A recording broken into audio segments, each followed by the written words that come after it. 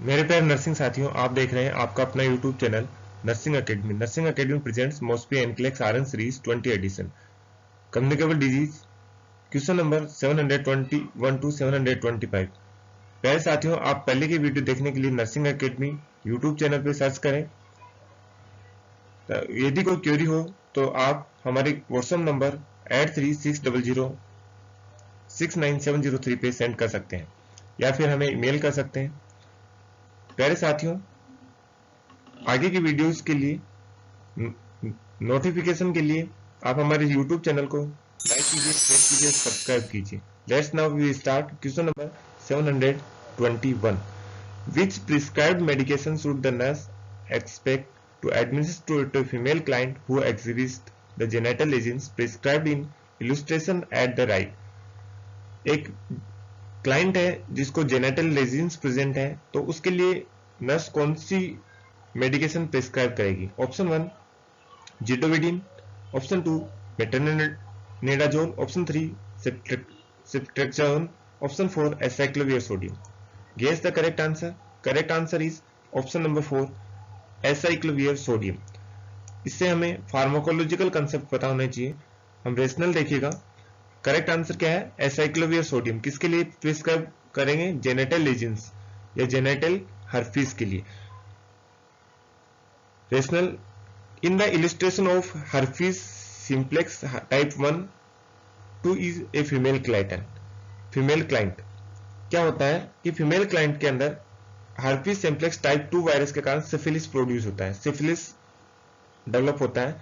Syphilis एक viral disease है जिसका कारण क्या है? herpes simplex type 2। उसके लिए हम मेडिकेशन प्रिस्क्राइब करते हैं। उसके ऊपर जनरली एसाइक्लोविर सोडियम या एसाइक्लोविर के नाम से जाना जाता है, काम करते हैं। This is no medication to cure this disease. इस डिजीज के लिए पर्टिकुलर कोई मेडिकेशन नहीं है। However an antiviral such as, इसके लिए एंटीवायरल हर्पीस सिम्प्लेक्स टाइप 2 के लिए एंटीवायरल डिजीज का यूज मेडिकेशन का यूज किया जाता है जिसका नाम एसाइक्लोविर सोडियम, जिसे हम एसाइक्लोविर सोडियम के नाम से जानते हैं। Generally is prescribe to reduce healing time and severity of, जो क्या काम करती है?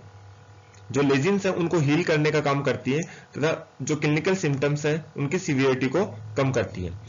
नेक्स्ट, जिडोविडिन या Retrovir is a nucleoside analogue reverse transcriptase inhibitor. Zidovudine एक एंटीवायरल ड्रग है जो कि किस फंक्शन पे काम करती है? Nucleoside analogue reverse transcriptase inhibitor mechanism पे काम करती है।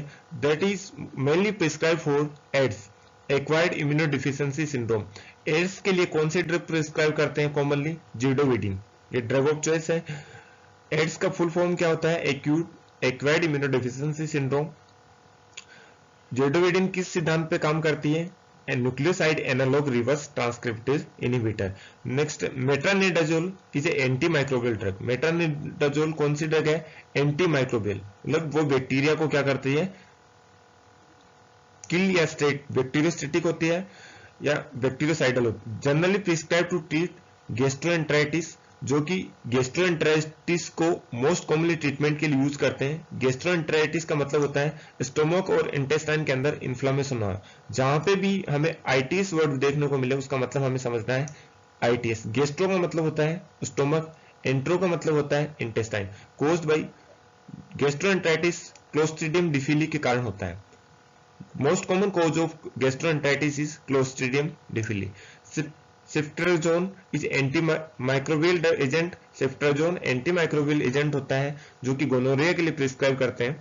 Commonly is prescribed for gonorrhea। Next, number 722.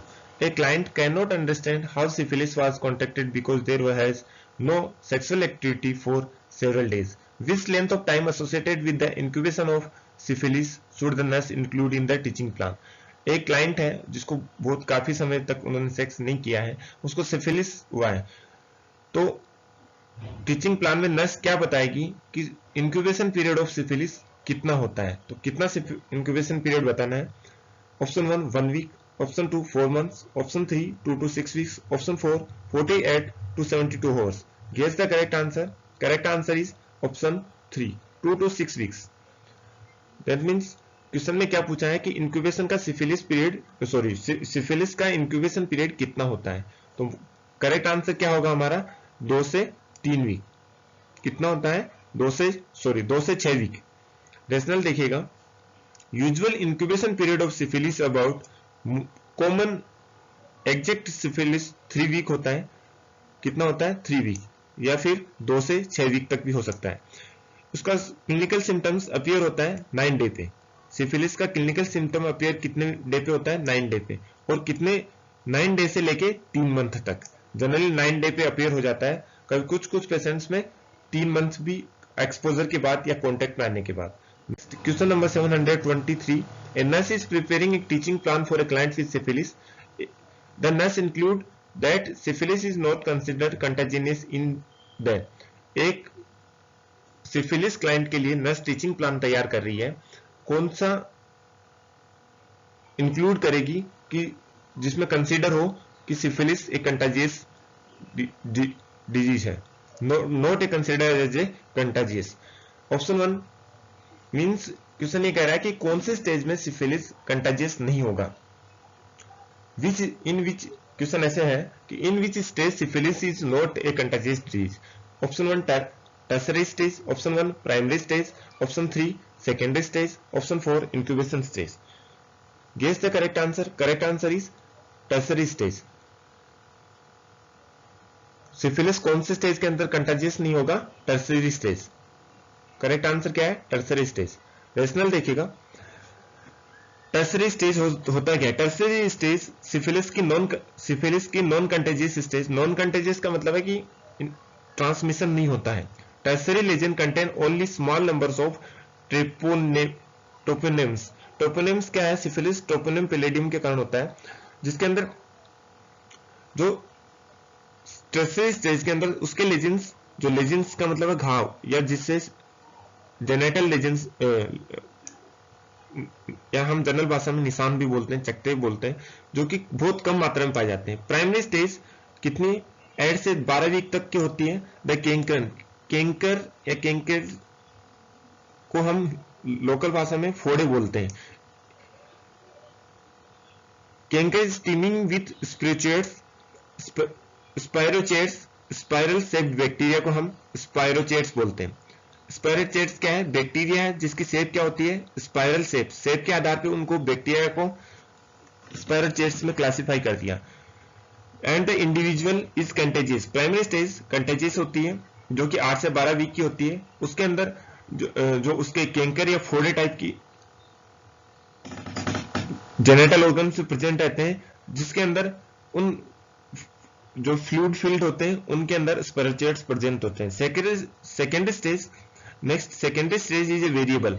Secondary stage अलग अलग पेशेंट में भिन्न भिन्न प्रकार की वेरी करती है, जो कि मोस्ट कॉमनली 5 साल तक रह सकती है। स्किन एंड म्यूकोसेल लेजन कंटेन, और स्किन और म्यूकोसेल लेजन प्रेजेंट रहते हैं, जिसके अंदर स्पाइरोचेट्स या बैक्टीरिया जो सिफिलिस का है वो प्रेजेंट रहता है। सबसे ज्यादा हाईली कंटेजियस स्टेज सिफिलिस की कौन सी है?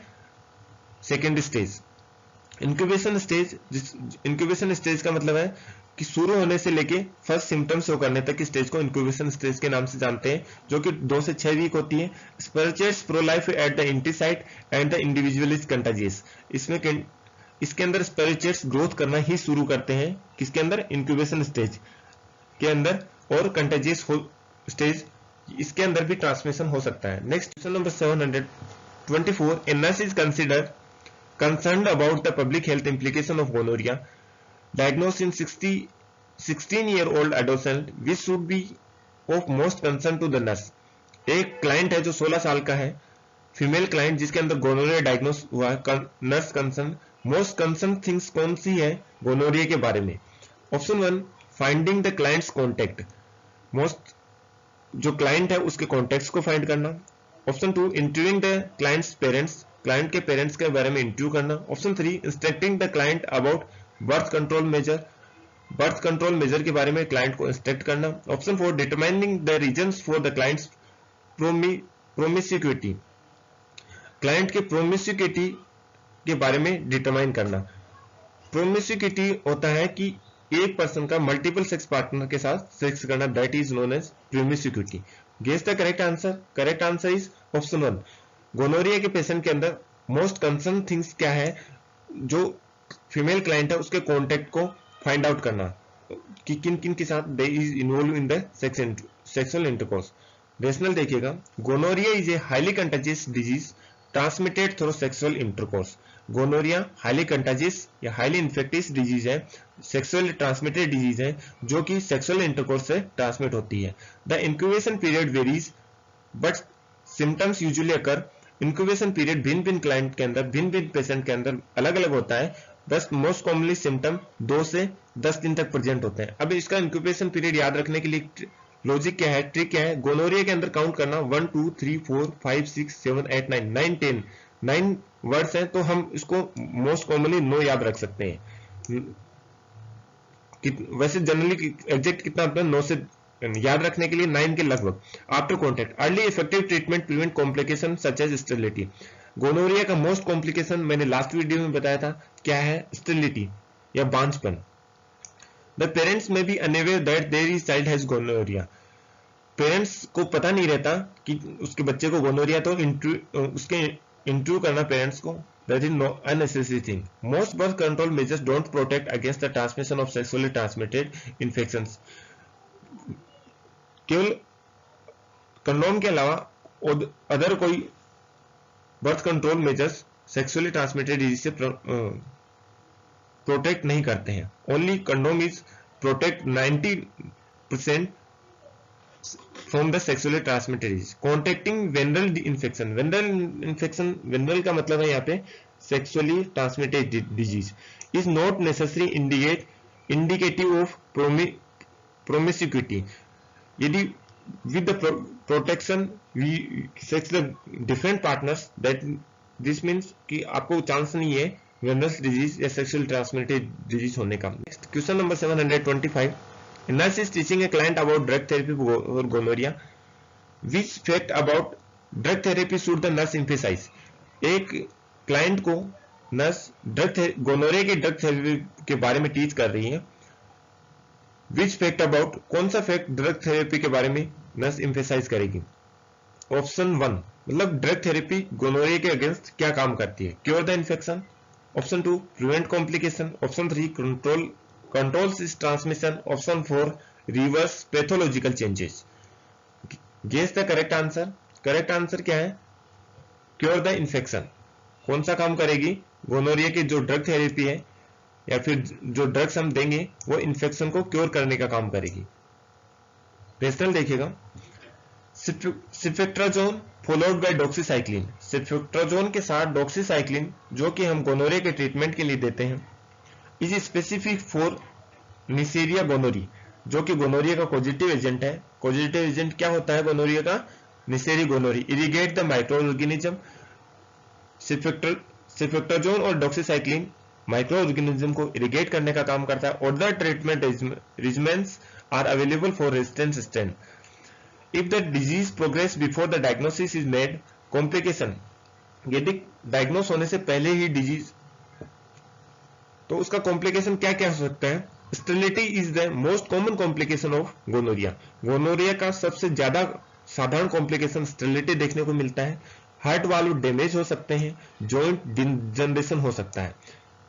Transmission is not control, the organism is eliminated. Transmission को कंट्रोल नहीं किया जा सकता, ऑर्गेनिज्म को एलिमिनेट किया जा सकता है proper at a time of treatment या ड्रग थेरेपी जिसके लिए हम सेफ्ट्राजोन और डॉक्सीसाइक्लिन यूज करते हैं। If tubal structures, heart valve, joint और यदि fallopian tube, most common female में गोनोरिया की साइट है फेलोपियन ट्यूब, मेल्स के अंदर एपिडाइडमिस, यदि ट्यूबल स्ट्रक्चर, हार्ट वाल्व और जॉइंट डिजनरेट हो गए हैं, उनके पैथोलॉजिकल या टिश्यू डैमेज हो गए, तो उनको एंटीबायोटिक थेरेपी से वापस रिवर्स नहीं किया जा सकता है। थैंक फॉर वॉचिंग मेरे प्यारे साथियों। आगे की वीडियो जिससे आपको नोटिफिकेशन मिल सके, YouTube चैनल को सब्सक्राइब कीजिए, वीडियो अच्छा लगा है अपने दोस्तों के साथ शेयर कीजिए और बेल आइकन प्रेस कीजिए ताकि नेक्स्ट वीडियो का नोटिफिकेशन सबसे पहले आपको